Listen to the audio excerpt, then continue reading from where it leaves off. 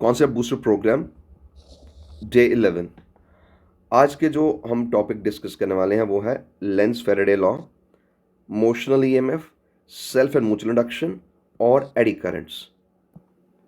सबसे पहले देखें कि जो मैग्नेटिक फ्लक्स है इसका फॉर्मूला क्या है।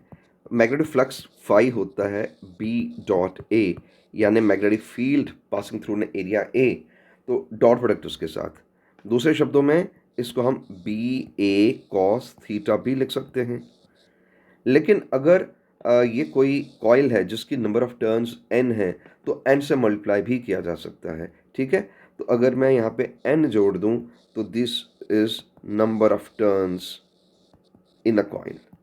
ठीक है, तो फ्लक्स फिर n टाइम बढ़ जाता है, जितनी टर्न्स होंगे उतने टाइम फ्लक्स बढ़ जाता है। राइट, तो लेंस फेरेडे जो लॉ है इसके मुताबिक जब भी फ्लक्स में वेरिएशन आए, जब भी फ्लक्स में चेंज आए तो ईएमएफ इंड्यूस हो जाता है उस सर्किट में।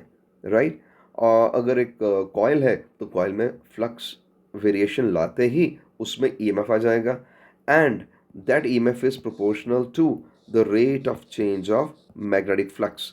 बट लेंज रूल कहता है कि ये नेगेटिव लाइन साइन भी देना चाहिए यहाँ पे, और नेगेटिव साइन दिखाता है लेंज रूल, जो ये बताता है हमें that the direction of induced EMF is such that it tries to oppose the cause that produces it।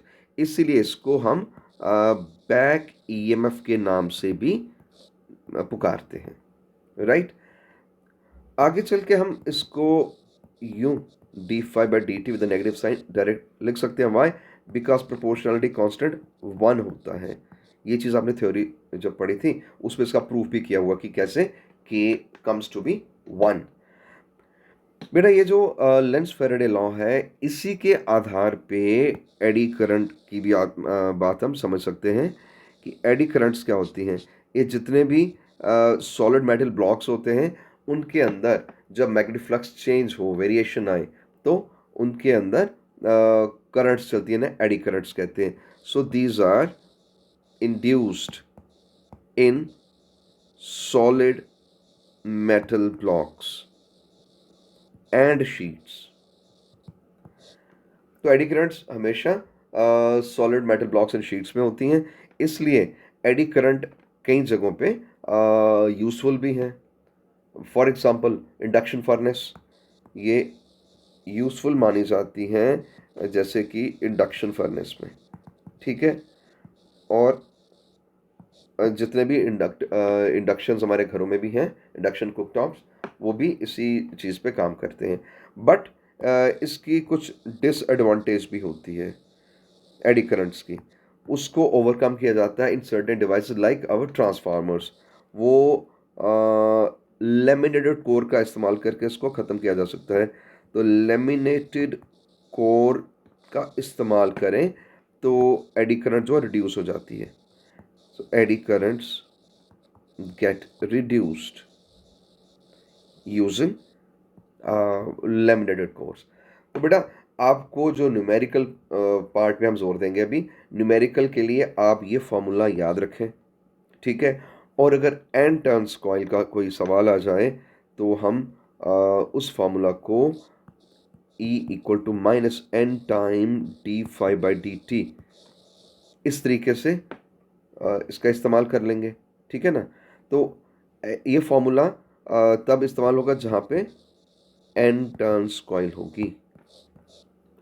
Right, और बेटा अगर दो कॉइल आमने सामने हो, राइट, इसमें करंट भेजते हैं हम इस डायरेक्शन में, तो इसके चारों तरफ जो मैग्नेटिक फील्ड है उसमें अगर वेरिएशन लाई जाए, कैसे इस करंट को ऑन ऑफ करके, तो उस करंट की वेरिएशन की वजह से चारों तरफ का मैग्नेटिक फ्लक्स भी चेंज होगा, वो कनेक्ट होगा सेकंड कॉइल से, उसमें करंट इंड्यूस हो जाती है जिसकी डायरेक्शन ये है। आप देख पा रहे हैं कि जो लेफ्ट वाली कॉइल है उसमें करंट नीचे से ऊपर जा रही है, और दूसरी कॉइल में जो करंट इंड्यूस हुई है वो ऊपर से नीचे आ रही है ना। It tries to oppose the cause that produces it. इस तरह के फिनोमेना को हम कहते हैं म्यूचुअल इंडक्शन। तो जो म्यूचुअल इंडक्शन है दो कॉइल के बीच में होती है, which are kept close bye.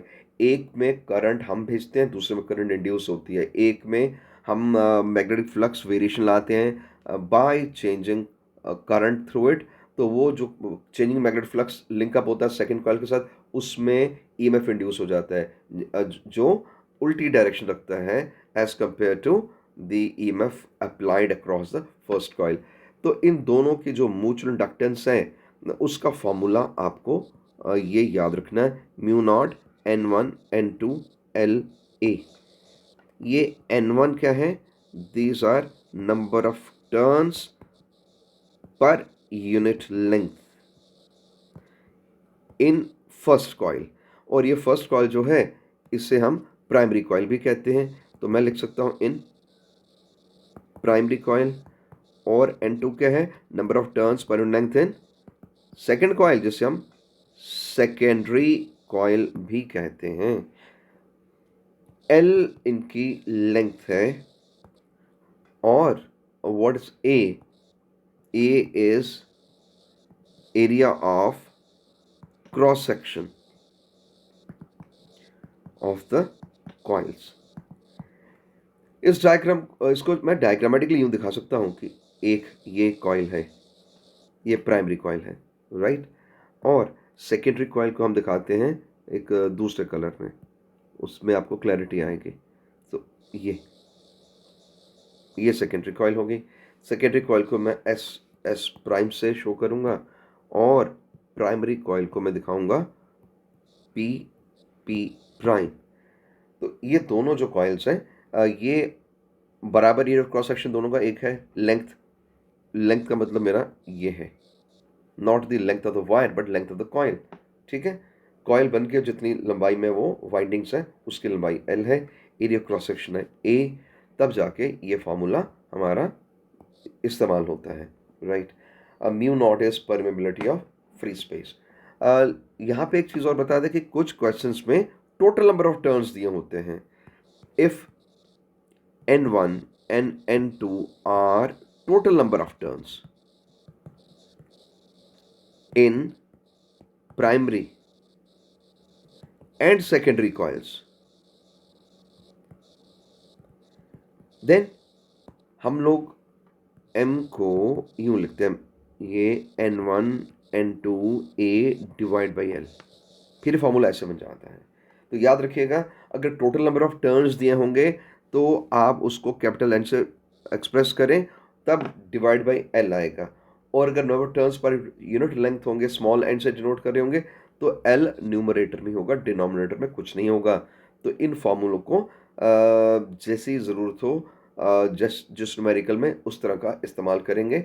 यानी आप कैपिटल N वाला फॉर्मूला यूज़ करिए या स्मॉल n वाला, that depends on the statement of the problem कि वहाँ पे उन्होंने क्या दिया है, number of turns per unit length दिया कि टोटल नंबर ऑफ टर्न्स दिए हुए हैं। एक चीज़ और बता दें, अगर किन्हीं कॉइल के बीच में कोई कोर भी है, इन दैट केस फॉर्मूला ज़रा सा बदल जाता है। हम ये कह सकते हैं, ये ऊपर के दोनों फॉर्मूले किसके लिए हैं? फॉर एयर कोर्ड कॉइल्स, जिनके कोर में क्या कुछ नहीं है, एयर है। Means air cored coil means अंदर खाली है जगह, एयर है वहां पे सिर्फ। For metallic cored coils, generally ये सॉफ्ट आयरन की कोरिंग की जाती है इनकी, तब हम M प्राइम बोलेंगे mu r time M। Mu r क्या है? It is relative permeability of the core, यानी जिस मटेरियल का कोर है उसकी रिलेटिव परमिएबिलिटी म्यू आर से डिनोट होती है। दूसरे शब्दों में हम म्यू आर के साथ आगे फॉर्मूला वही है जो पहले आपने पढ़ा, म्यू नॉट क्या लिखा था वहाँ पे हमने, N1 N2 LA, राइट। तो इस तरह से आप लिख सकते हैं। ये N1 N2 क्या है? Total number of turns per unit length पहले की, और दूसरी भी नंबर ऑफ टर्न्स पर लेंथ दूसरे वाले कॉइल की। और अगर टोटल नंबर ऑफ टर्न्स हो, पर यूनिट लेंथ ना हो, just total number of turns के बात हो रही हो, उस केस में it becomes N1 N2 A whole divide by L। तो बेटा ये हो गया फॉर्मूला जिस वक्त आपको एक कोर वाला कॉइल दिया गया है। And what do you mean by core? I just show you, ये एक मेटल कोर है, right, this is metal core. इसके अराउंड वाइंडिंग की जाती हैं, प्राइमरी की भी और सेकेंडरी की भी, जैसा कि यहाँ पे ये दिखाया मैंने, ये आ गया एक। और सेकेंडरी भी दिखा देते हैं, ऐसे इसके ऊपर वाइंडिंग की हुई है, ऐसे ऐसे ऐसे करके। और इसके ये सेकेंडरी कॉइल की वाइंडिंग्स हैं, और प्राइमरी की इसी के ऊपर है, लेकिन बीच में एक कोर है। तो इस तरह के सिचुएशन जहाँ पे बीच में कोर हो, आप उसका रिलेटिव परमेबिलिटी का वैल्यू लगा के इसको न्यूमेरिकल सॉल्व कर सकते हैं। बेटा ऐसे एक और कॉन्सेप्ट आता है यहाँ पे, सेल्फ इंडक्टेंस का। म्यूचुअल इंडक्टेंस तो तब था जब दो कॉइल सामने सामने थी। सेल्फ इंडक्टेंस एक कॉइल की अपने साथ इंडक्शन को सेल्फ इंडक्टेंस कहते हैं। तो उस तरह के क्वेश्चन जो हैं उसमें फॉर्मूला जो है एल का, वो ये है mu naught N square L A, right, where N is number of turns per unit length of the coil. ठीक है, एल उसकी लेंथ है, A area cross section, that you already aware. या इसको mu naught N square A whole by L ऐसे भी लिखा जाता है। और इसमें जो ये है N, this is total number of turns in the coil, जिसकी सेल्फ इंडक्टेंस की हम बात कर रहे हैं, राइट। अब ये सिंगल कॉइल के लिए है, और पहले जो पढ़ा था एम, वो दो कॉइल्स के लिए था। इसका मतलब है इन दोनों के बीच में कोई ना कोई रिलेशन होगा। तो relationship between self and mutual inductance, ये एम और एल के बीच में क्या रिलेशन है, याद रखिएगा। एम होता है के time square root of L1 L2। ये के कहलाता है coupling factor. Coupling factor decide करता है एम का एग्जैक्ट रिलेशन L1 और L2 के साथ। L1 L2 क्या है, ये दो जो कॉइल्स दी गई हैं, ये उनका अपना अपना सेल्फ इंडक्टेंस है, राइट। तो फॉर कोएक्सियल कॉइल्स, अगर कोएक्सियल कॉइल हो यानी कॉमन एक्सिस हो इनका, इसका मतलब है एक कॉइल है ये, ठीक है। और दूसरी कॉइल भी दिखा देते हैं आपको। दूसरी कॉइल ये, इनका एक्सिस कॉमन है। व्हेन आई से कॉमन एक्सिस, तो ये देख लो, ये है इसका एक्सिस, है ना, कॉमन दोनों का। इसका मतलब होता है कोएक्सियल कॉइल है ये। के होता है 1 कोएक्सियल कॉइल्स का, इसलिए एम इसमें L1 L2 स्क्वायर रूट, बस ये होता है। ये याद रखिए, न्यूमेरिकल में काम आएगा ये कॉन्सेप्ट। और अगर ये कोएक्सियल ना होते तो इन जनरल हम कह सकते हैं जो के है ना, it is less than equal to 1 होता है।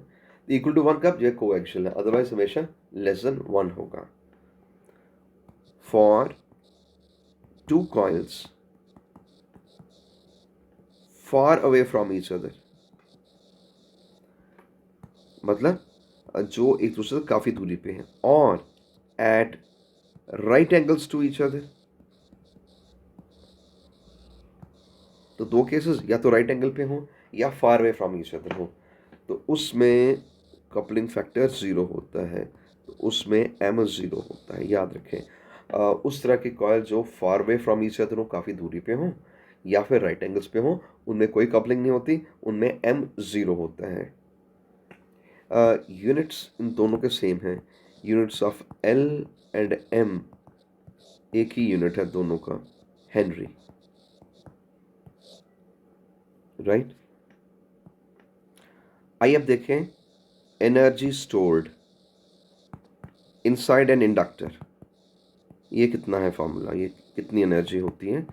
तो बेटा याद रखें, एनर्जी होती है हाफ Li², ठीक है।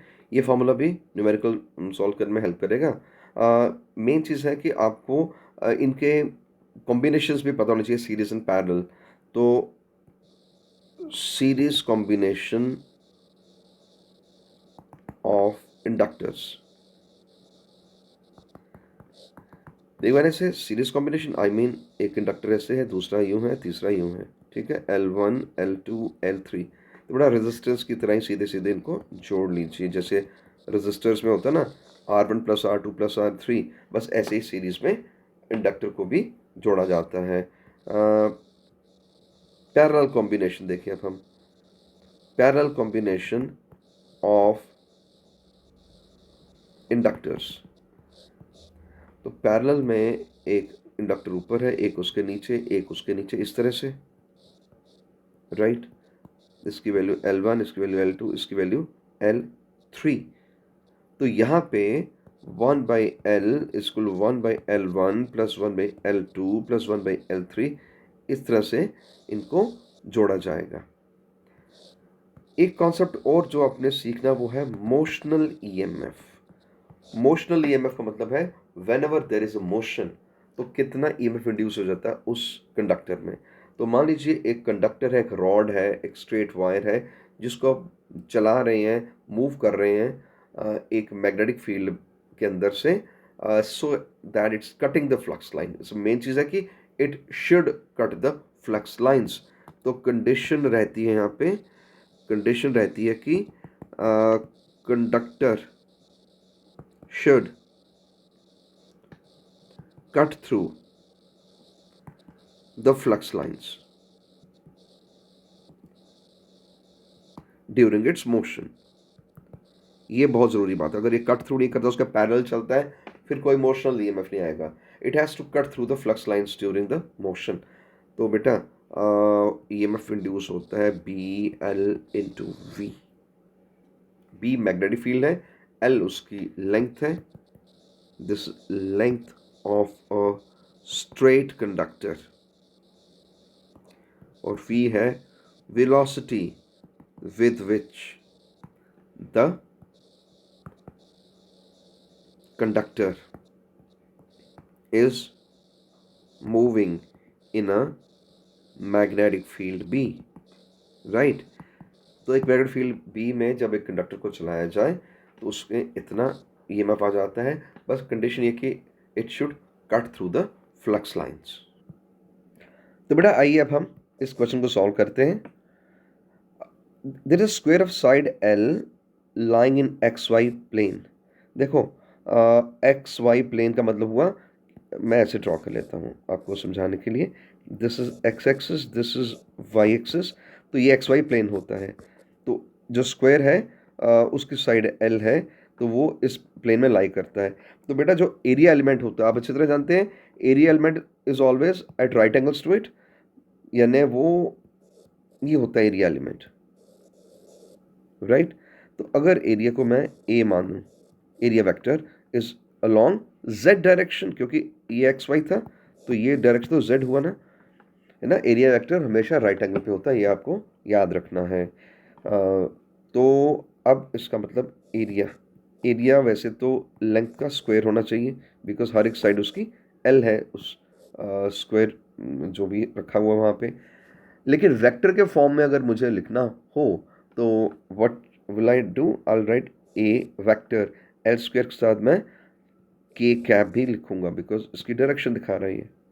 ऑल राइट, एंड और क्या दिया है इसमें, जो मैग्नेटिक फील्ड है चलो वो भी लिख लेते हैं, B that is 2I plus 3J plus 4K, और साथ में एक कांस्टेंट B0 भी लिखा है, ये मैंने यहाँ से लिख दिया, ठीक है बेटा। एरिया तो मीटर स्क्वायर में है और ये आपका टेस्ला में दिया है, ओके। और हमसे पूछा जा रहा है फ्लक्स कितना होगा। बट आप जानते हैं फ्लक्स होता है B.A, इन्हें डॉट प्रोडक्ट आएगी इन दोनों की। अब डॉट प्रोडक्ट आप जानते हैं कि किस तरह से की जाती है, तो लगाएं कॉन्सेप्ट। ये जो हमारे पास आई कैप इधर है, इधर आई कैप नहीं है, तो ये चीज़ ज़ीरो, ये ज़ीरो, यानी सिर्फ इसका प्रोडक्ट इसके साथ आएगा, है ना, क्योंकि दोनों के कैप्स हैं।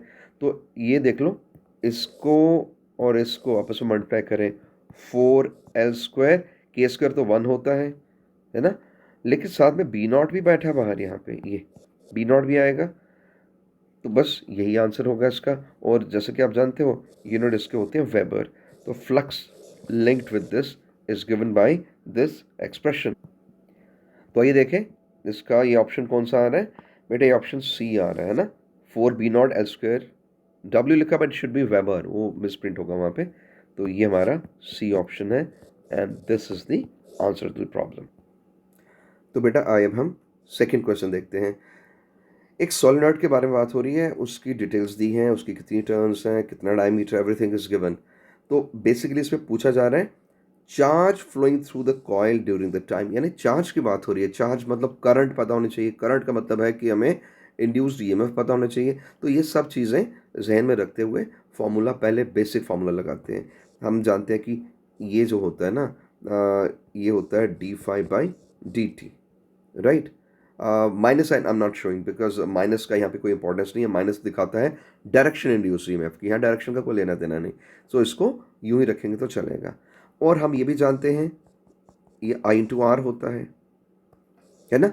अब इन दोनों को इक्वेट करते हैं, तो I इंटू आर बनता है d∅/dt, और यहाँ से मुझे I मिल सकता है if I use this trick d∅/dt करके, है ना। तो इसको नंबर 1 कह देते हैं। अब एक और फार्मूला मुझे मालूम है, वो ये होता है म्यूचुअल इंडक्शन, बिकॉज यहाँ पर म्यूचुअल इंडक्शन इसलिए हो रही है, ये दो कॉइल्स की बातें हो रही है ना।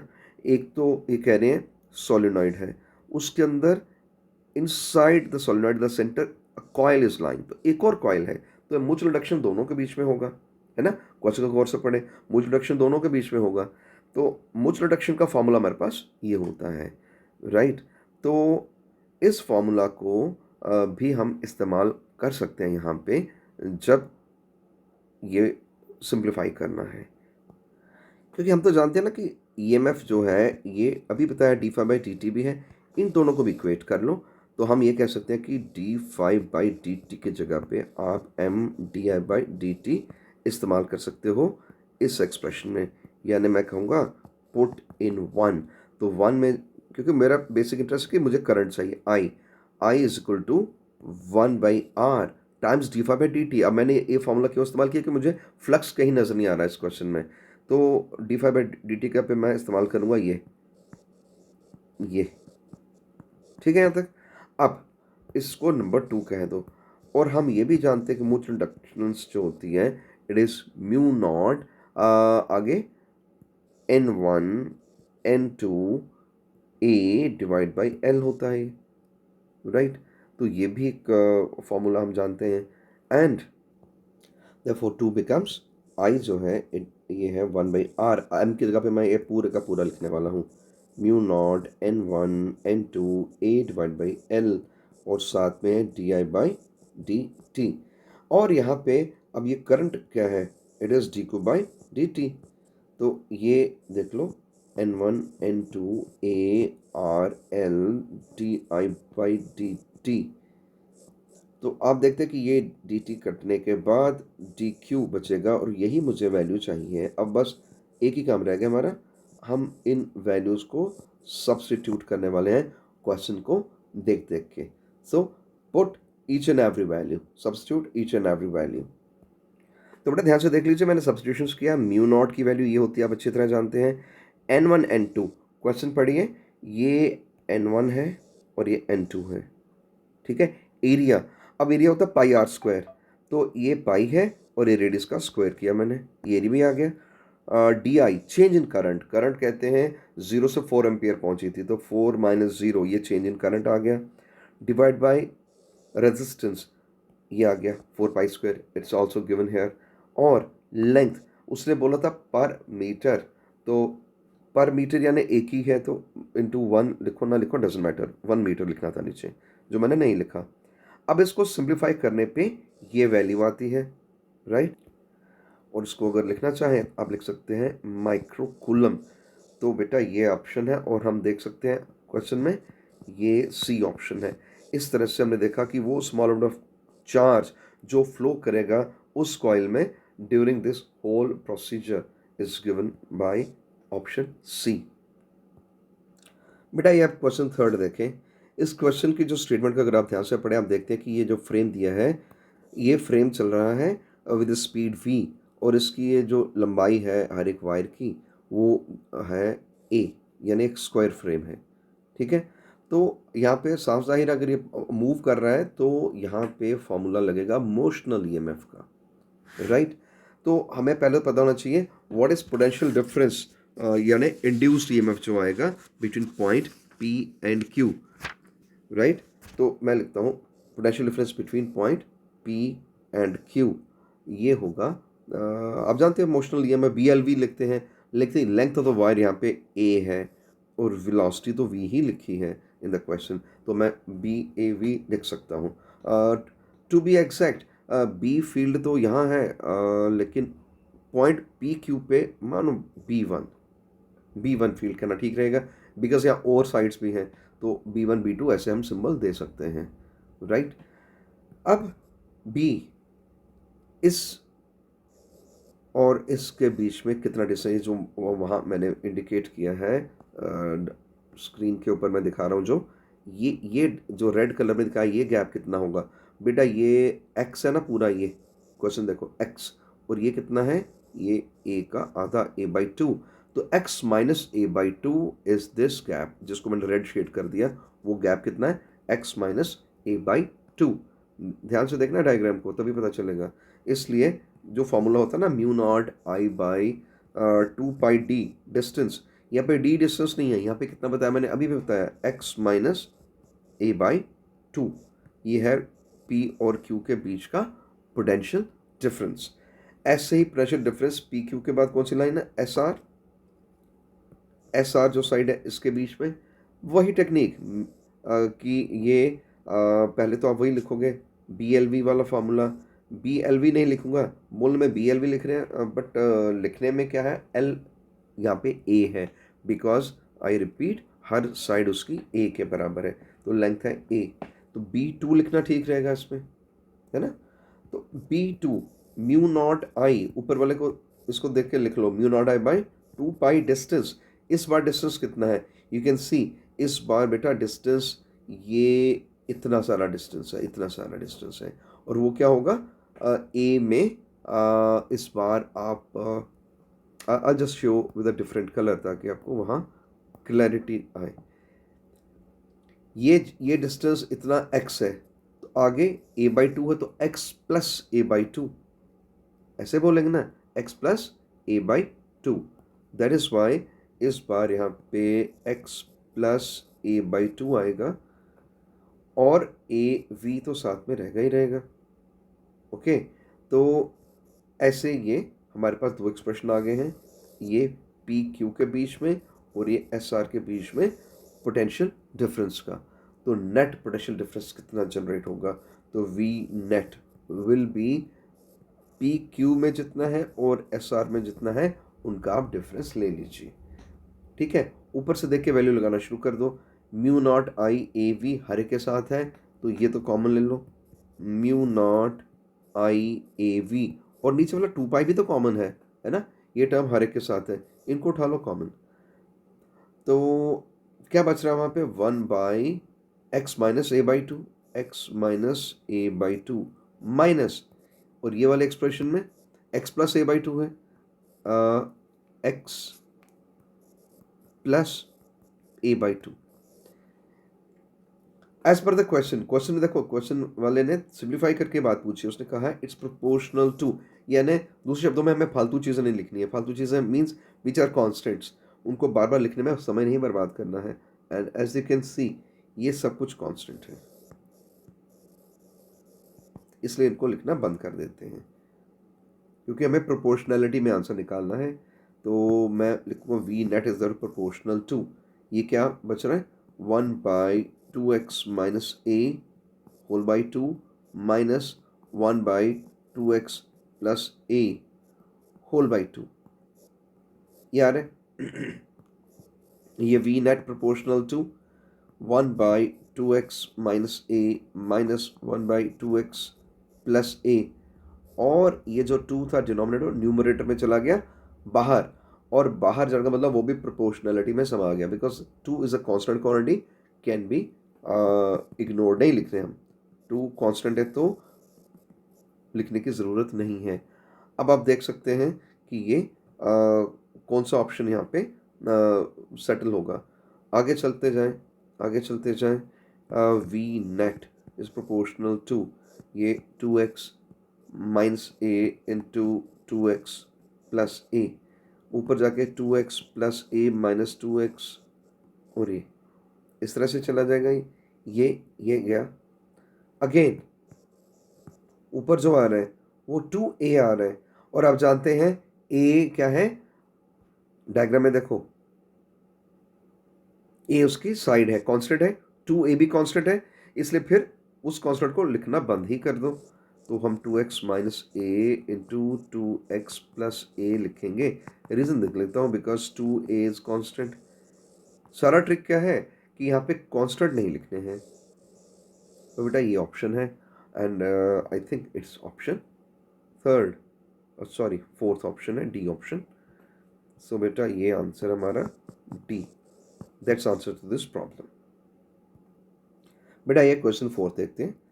Current through coil of self inductors 2 milli henry is given by this. बेटा करंट का वैल्यू है, तो ईएमएफ ज़ीरो कब होगा, how long, after how much time EMF zero हो जाए इसमें। बेटा आप अच्छी तरह जानते हैं कि ये जो फॉर्मूला होता है ईएमएफ और एल के बीच में, ये होता है with negative sign here, right. हमें कहा जा रहा है ये ज़ीरो होना चाहिए, इसका मतलब है L time D I by d t zero होना चाहिए। एल तो ज़ीरो नहीं है ना, उसकी वैल्यू दी है 2 मिली हेनरी, इसका मतलब है d I by d t zero हो, तो आई की value t square e power negative t, तो मैं वही लिखूंगा d by d t, I का ज़ीरो होना है, तो put I equal to t into e power, sorry t square e power minus t, है ना, ये टी स्क्वायर, ये ई पावर माइनस टी, ये लगाओ वैल्यू, तो D by d T T square e power minus T zero. अब इसको आप जानते हैं करना, डिफ्रेंसिएशन है ना, प्रोडक्ट वाला तरीका है ये,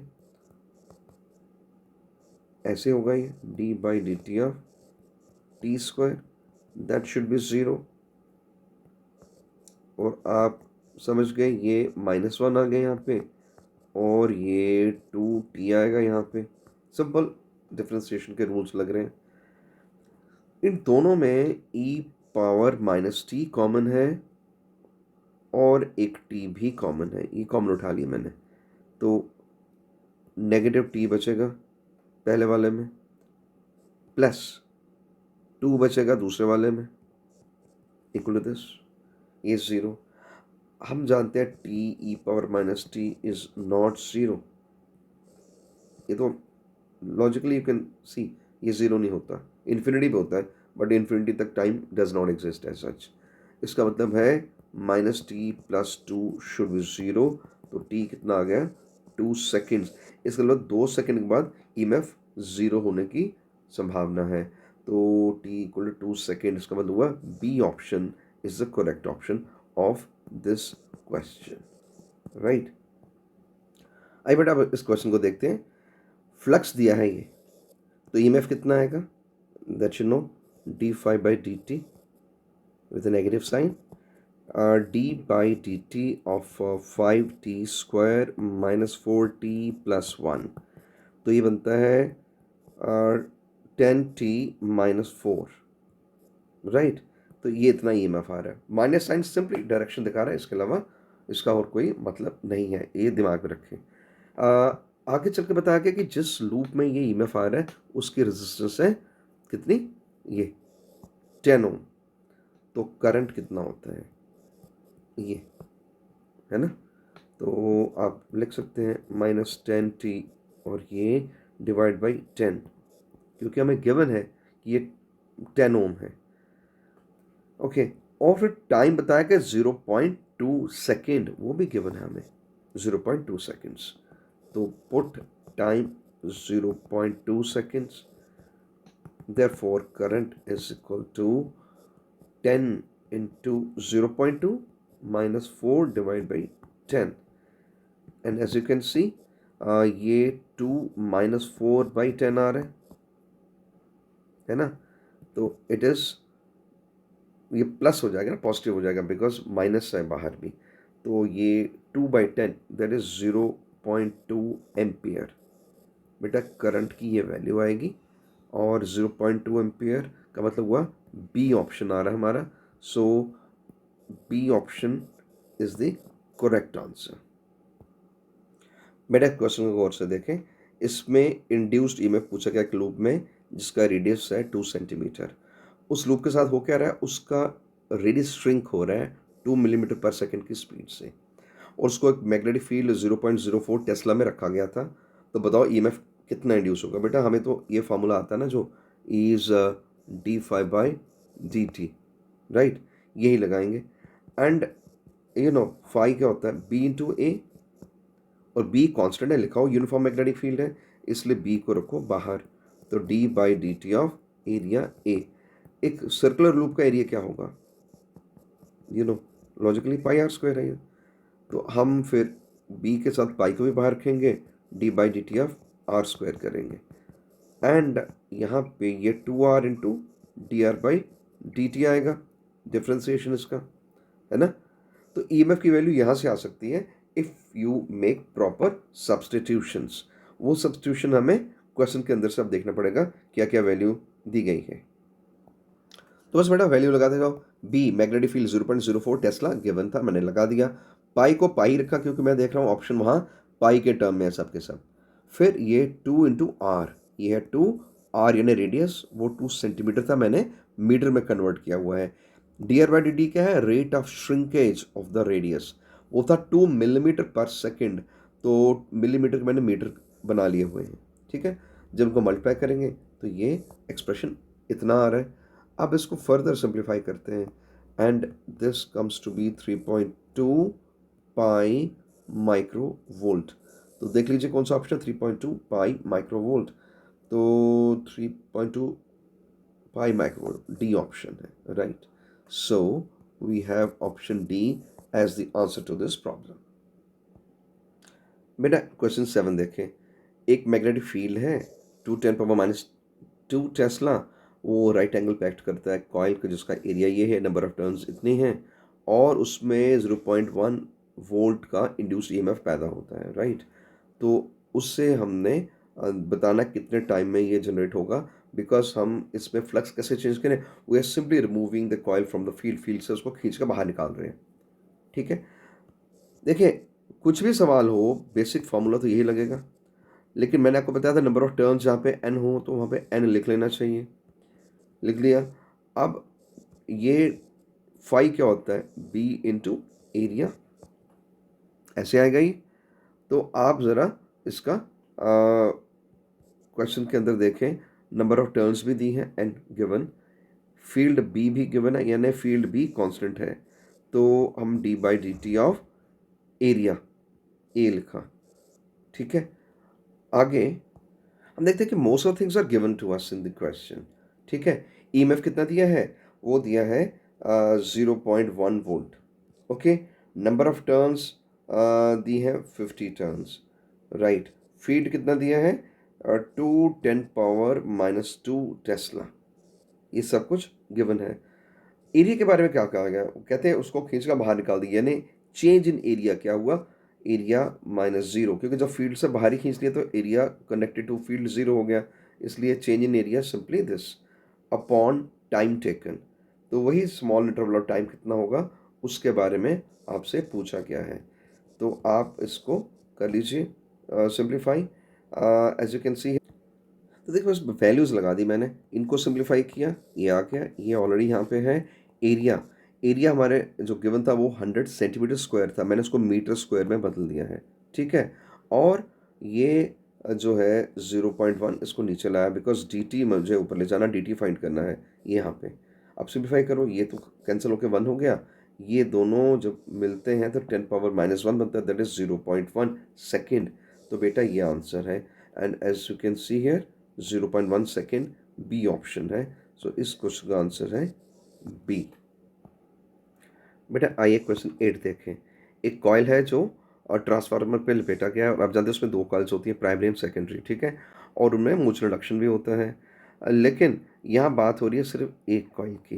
कहते हैं उसकी सेल्फ इंडक्टेंस कितनी बढ़ जाएगी if all the linear dimension of the transformer are increase by factor of 2। देखो एल की बात हो रही है ना, तो एल का formula mu naught N square L ए, ये आप जानते हैं, राइट। इसमें एक चीज़ ध्यान देने वाली है, वो ये जो इसके अंदर एक लाइन लिखी है कि number of turns per unit length of the coil remain same. इसका मतलब है एन में कोई अंतर नहीं आएगा। और आप जानते हैं ये तो होता ही कांस्टेंट है, ये दोनों कांस्टेंट है अगर, तो इसका मतलब हमारे पास बहुत सिंप्लीफाइड फार्मूला मिल गया, L is proportional to L into A. अब हर एक डायमेंशन डबल कर दो, यानी लेंथ को डबल कर दो। एरिया, एरिया होता है length into breadth, length into breadth, length को भी डबल और ब्रेड्थ को भी डबल, यही हुआ ना, तो एरिया 4 टाइम बढ़ेगा। तो अब आप रेशो लेके देख लो, 8 LA divide by this cancels, तो हम कह सकते हैं कि जो उसकी सेल्फ इंडक्टेंस है वो 8 टाइम बढ़ जाएगी। ये एरिया का पता चल गया ना क्यों? Because area means length into breadth. Breadth कहो वो होती तो लेंथ ही है ना, तो 2L इंटू 2L, ऐसा करने से ये वैल्यू 2 बार 2 आएगा, तो 2 इंटू 2 इंटू 2 8 टाइम्स। तो हमारा ऑप्शन देख लेते हैं, 8 टाइम यानी C option. So C is the correct answer for this question. आइए नेक्स्ट क्वेश्चन देखें। स्मॉल पीस ऑफ वायर, जो कि मेटालिक वायर है, dragged across the gap between the poles of a magnet in 0.4 seconds, यानी D T, small interval of time कितना है 0.4 seconds, और flux में वेरिएशन डी फाई कितना है, it is 8 × 10⁻⁻4 weber. EMF induce कितना होगा? क्वाइट सिंपल, ये है d∅/dt, राइट। तो 8 × 10⁻⁻4 डिवाइड बाई 0.4, तो ये ऊपर कटेगा, as you can see 4 2s are 8, तो डेसिमल की वजह से एक ज़ीरो ऊपर और चला गया, तो इट इज़ 2 × 10⁻⁻3। तो 2 × 10⁻³ कौन सा ऑप्शन है? D option, right. तो इट इज़ ऑप्शन डी। तो बेटा इतने वोल्ट जो है ये इसमें इंड्यूस हो जाएंगे, and that is the answer. तो आइए बेटा आप क्वेश्चन 10th करें। इसमें दिया गया कि एक इक्विलेटरल ट्राइंगल बनाया गया, एक कॉइल को ट्राइंगुलर की शेप दी है जिसकी साइड है एल, उसको पोल ऑफ अ मैग्नेट के बीच में लटकाया गया है, और which is in the plane of the coil. Okay, field parallel to the plane of the coil है, यानी अगर ये ट्रायंगुलर कॉइल है तो फील्ड यूं इसके पैरेलल है। तो बेटा इसके जो एरिया वेक्टर के साथ कितना एंगल बनता होगा? जैसे आप जानते हैं एरिया वेक्टर हमेशा नॉर्मल होता है, तो वो 90 डिग्री बनाएगा, थीटा, ये याद रखना। Area vector always makes angle normal, तो ये थीटा 90 आ गया। तो टॉर्क जो है, ऐसे कोई भी क्वेश्चन हो, टॉर्क का फॉर्मूला क्या होता है? M B sine theta, theta यहाँ पे 90 है, तो साइन 91 छोड़ दो, एम इंटू बी, राइट। अब मैग्नेटिक डायपोल मोमेंट क्या होता है? Number of turns into I into area. यहाँ पे एन 1 है बिकॉज एक ही वायर को ट्राइंगल में ढाला गया है, कोई मल्टीपल टर्न्स नहीं है, तो टॉर्क बन जा रही है फिर आई इंटू एरिया ऑफ ट्राइंगल। अब जानते हैं इक्विलेटरल ट्राइंगल का एरिया √3/4 इंटू एल स्क्वायर। यहाँ पे उस गिवन है हमें लंबाई उसकी एल है हर एक साइड की, it's given in the question, you can see there.